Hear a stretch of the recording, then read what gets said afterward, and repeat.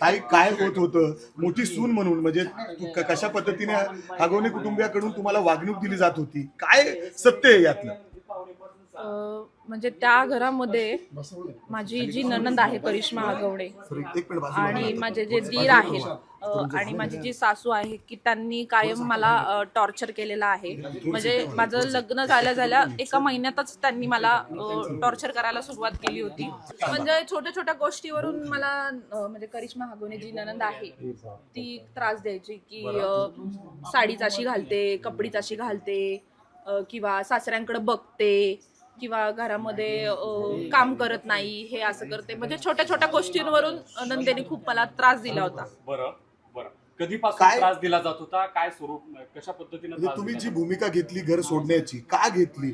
वैष्णवी हागवण्याबरोबर काय होत होतं नेमकं, तुम्हाला माहिती असावं हे सगळं? नाही, मी घर सोडण्याची भूमिका नाही घेतली. माझ्या मिस्टरांनी मला इथं आणून सोडले. की का तर ती लोक खूप क्रूर वृत्तीची लोक आहेत. ती मला म्हणजे जिवंत ठेवणार सुद्धा नाही, हे त्यांच्या मुलालाही चांगलं माहिती आहे. म्हणून त्यांनी मला इथं, मी माझ्या आईकडे सुखरूप राहील म्हणून त्यांनी मला इथं आणून सोडलं होतं.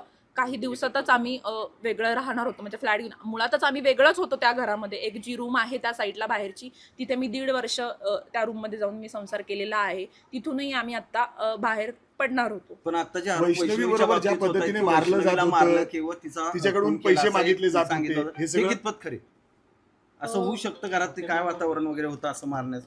म्हणजे ती लोक कोणत्याही पातळीला जाऊ शकतात, तेवढी बर. ती विचित्र लोक आहेतच. बर. पण हे तिला जे मारहाण चालू आहे किंवा काय, म्हणजे आतल्या गोष्टी आम्हाला बाहेर कळत नव्हत्या. मला म्हणजे जे काही कामगार लोक आहेत त्यांच्या थ्रू कळायचं की तिला मारहाण झाली किंवा तो त्रास दाबून दिला. देत नव्हते ना? हो, मी माझी म्हणजे ती सक्की जाव असून आम्ही कधी एवढ्या वर्षात बोललो सुद्धा नाही, 2 वर्षात. का कोण थांबवत होतं तुम्हाला वैष्णवीशी बोलायला? मला नव्हतं कोण थांबवत, कारण की मी सगळ्यांना प्रत्युत्तर देत होते, म्हणून मला कधीच कुणी थांबवलेलं नाहीये. पण वैष्णवीला कायम जाच झालेला आहे माझ्या नंदेकडून आणि दिराकडून की तिच्याशी बोलायचं नाही, ती चांगली नाहीये म्हणून. असं आता तिच्या आई वडिलांनी जे सांगितलं, तिच्या संपूर्ण अंगावर वन उमटलं, एवढं मारलंय तिला, एवढं मारायची?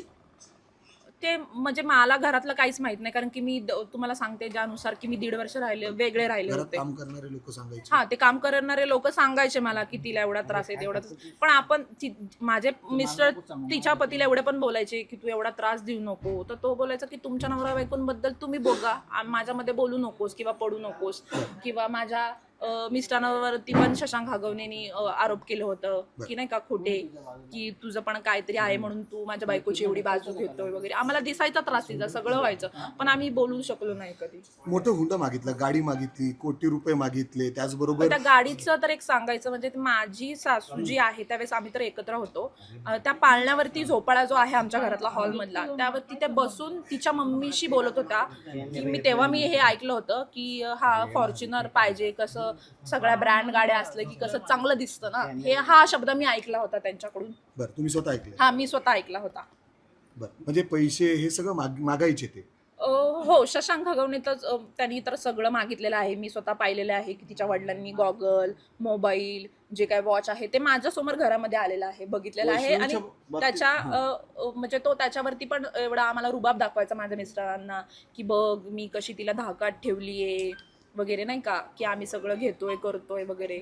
असं माझ्या मिस्टरांना पण टॉर्चर करण्यात गेलं की तू कशाला तुझ्या बायकोचं एवढं ऐकतोय, तू म्हणजे बायलाचे हांडगाचे वगैरे, अशा प्रकारे त्याला त्रास देण्यात आला. मुळात घरचे पण त्रास द्यायचे आणि त्याचे जे कॉमन मित्र आहेत त्यांना पण शशांक सांगायचा की याला असं बोला, त्याला तसं बोला.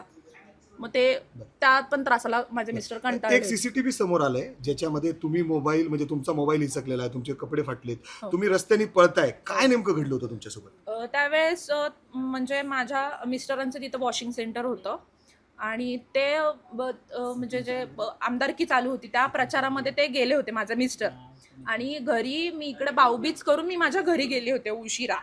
तर त्यांचं काहीतरी फोनवरती बाचाबाची चालू होती. माझी सासू आणि सासरे माझ्या नवऱ्याला खूप घाणघाण प्रकारच्या शिव्या देत होते. तर त्यानुसार मला कळलं की हे माझ्या मिस्टरांशी बोलत आहे. त्यामुळे मी बाहेर जाऊन थांबले. मी ऐकत होते की ते काय बोलतात आणि इव्हन माझ्याकडे ते रेकॉर्डिंग सुद्धा फोनमध्ये चालू ठेवलं होतं मी.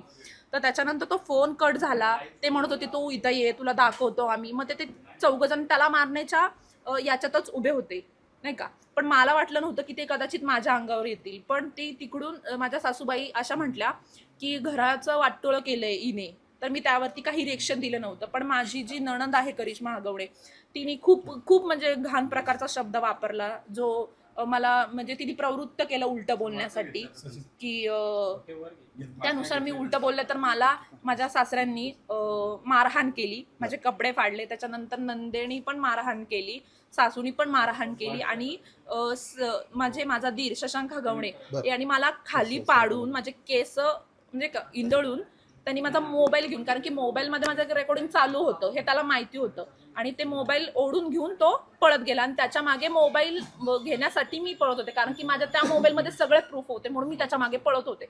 पण त्याच्यानंतर तो पुढे जाऊन तो गाडी घेऊन पळून गेला तिथून.